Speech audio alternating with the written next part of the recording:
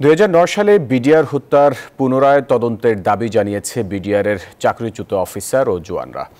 বৃহস্পতিবার দুপুরে জাতীয় প্রেস ক্লাবের সামনে সীমান্তের অতন্দ্র প্রহরী অবসরপ্রাপ্ত সরকারি চাকরিজীবী পরিবার সমিতির ব্যানারে এক মানববন্ধনে এ দাবি করেন।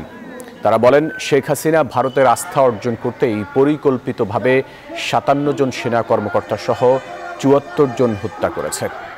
অনতিবিলম্বে অন্তর্বর্তীকালীন সরকারকে বিডিআর হত্যায় শেখ হাসিনাকে বিচারের মুখোমুখি করতে হবে।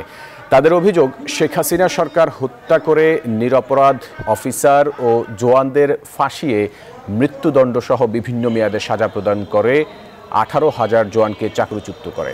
এ সময় মানববন্ধনে অংশগ্রহণকারীরা নিরপরাধ বিডিআর সদস্যদের চাকুরিতে পুনর্বহালের দাবি জানান। স্বাস্থ্যকর অল টাইম হানিকম, সব সময় অল টাইম হেলদি লাইফ।